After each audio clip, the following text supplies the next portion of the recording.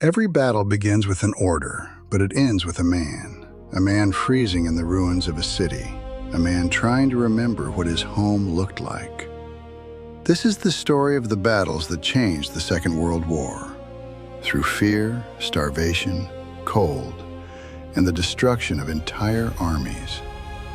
Stalingrad, August 1942. The German Sixth Army reaches the Volga River. Behind them lies nearly a year of victories. Ahead of them stands a burning city carrying Stalin's name. Hitler promises Germany that Stalingrad will fall. General Friedrich Paulus believes him. He will continue believing him right until the moment his army disappears.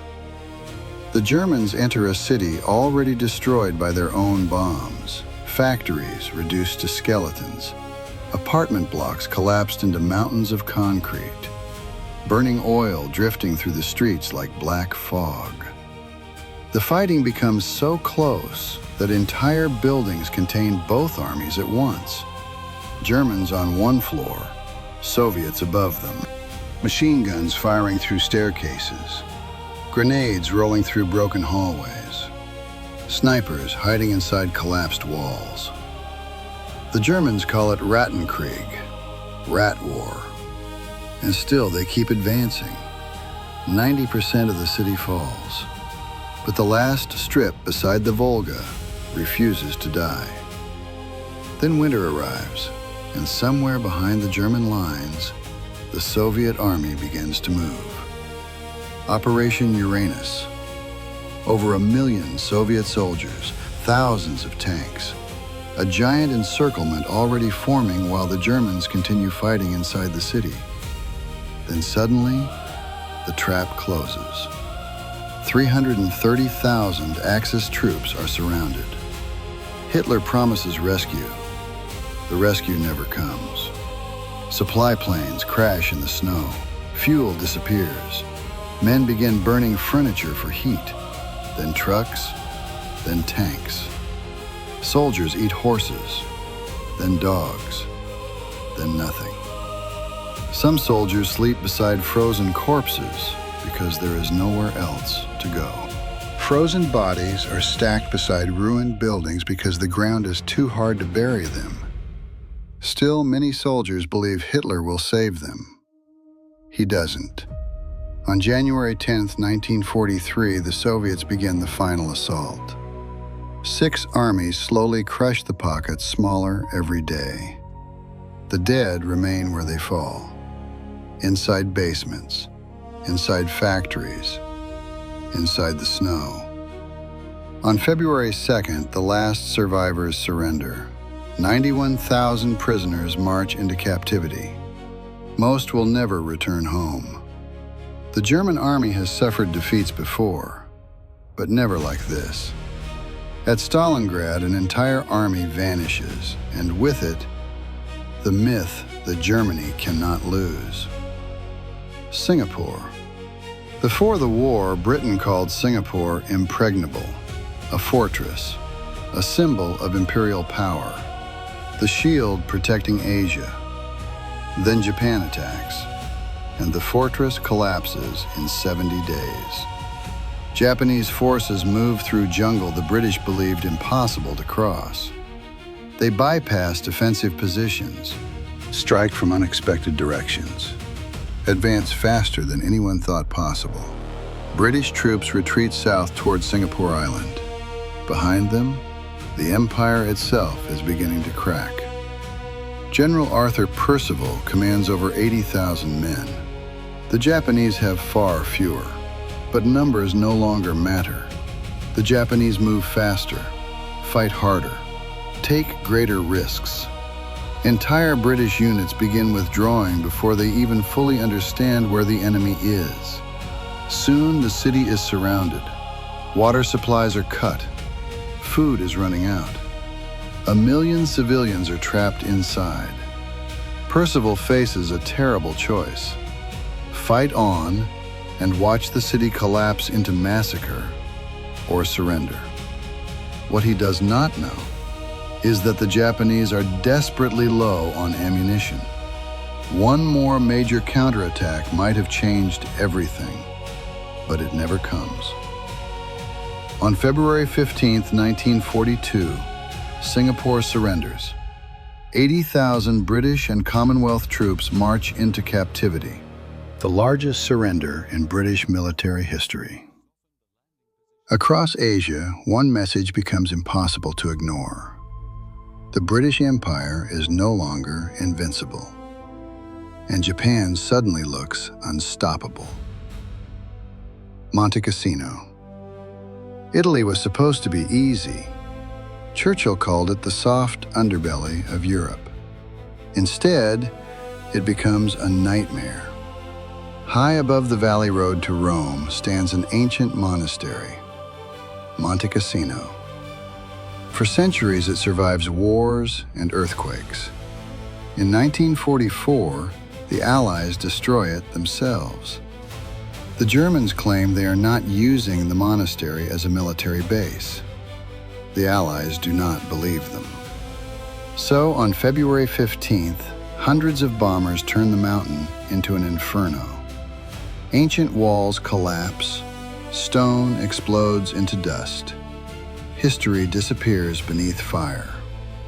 But the bombing creates a disaster. The ruins become perfect defensive cover. German paratroopers move into the shattered monastery and turn it into a fortress. Then the assaults begin.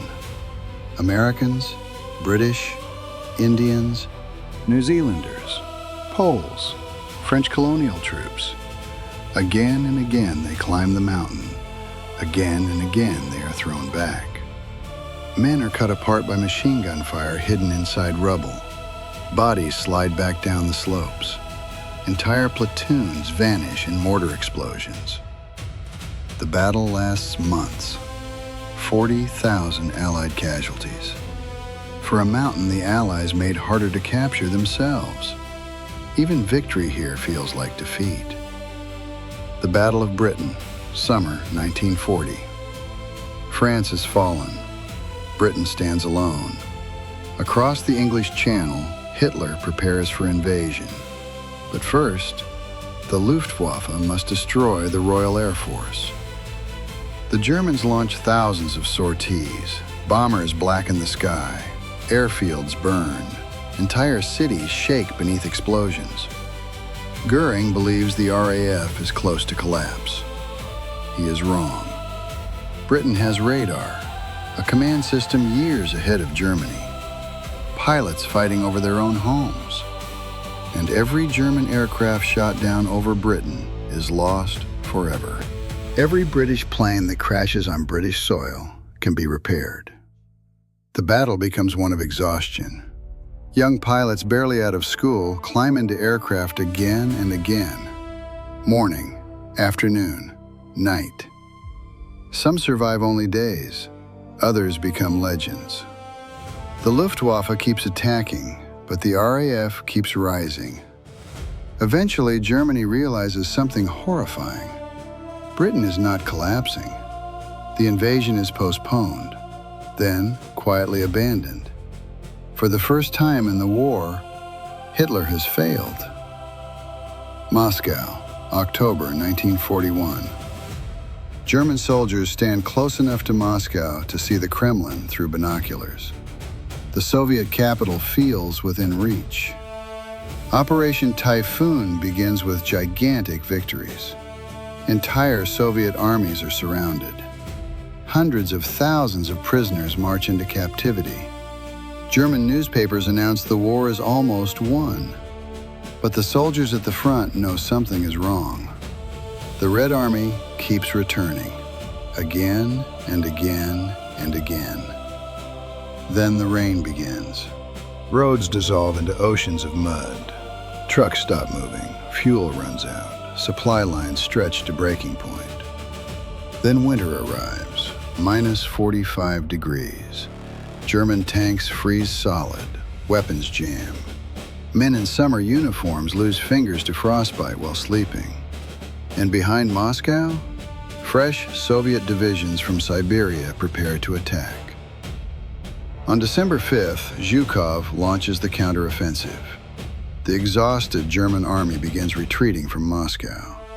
For the first time since the invasion began, the Wehrmacht has been stopped.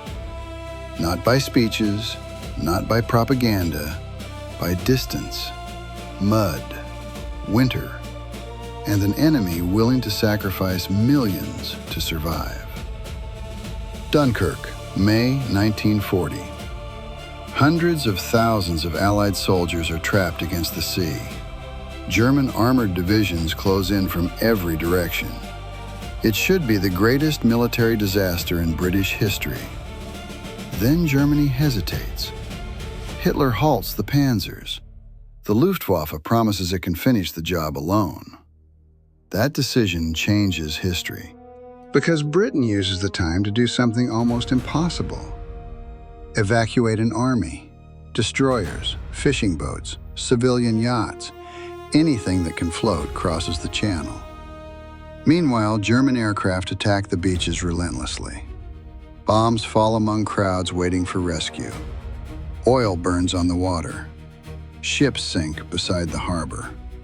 But the evacuation continues, day after day, night after night, and somehow, against every expectation, over 330,000 soldiers escape. They leave behind tanks, artillery, equipment, almost everything. But they survive. And survival is enough, because Britain remains in the war. And one day, those same soldiers will come back. Berlin, April 1945. Berlin is dying. The city burns beneath constant artillery fire. Buildings collapse street by street. Smoke covers the sky so completely that soldiers cannot tell day from night. Underground, Hitler hides inside his bunker. Above him, the Red Army closes in. The defenders are no longer elite soldiers. They are old men, teenagers, police units, Hitler Youth. Anyone still capable of holding a rifle.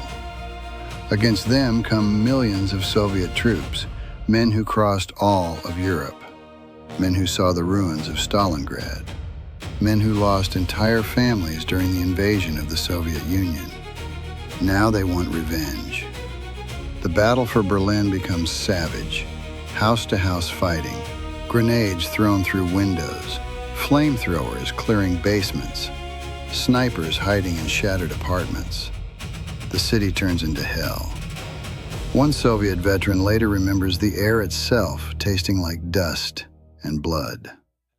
On April 30th, 1945, Hitler kills himself.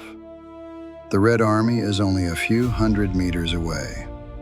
Days later, Berlin surrenders. The 1,000-year Reich lasted 12 years, and the war that began with triumphal parades ends in ruins. Burning streets, collapsed buildings, and survivors trying to understand what remains of their world. Every battle begins with an order, but it ends with men trying to survive things no human being was meant to survive. Frozen rivers, burning cities, bombed streets filled with bodies. The Second World War was not won by maps. It was won by exhausted soldiers holding collapsing positions, by pilots climbing back into damaged aircraft, by men who kept fighting even after hope disappeared. Every battle is both a victory and a defeat.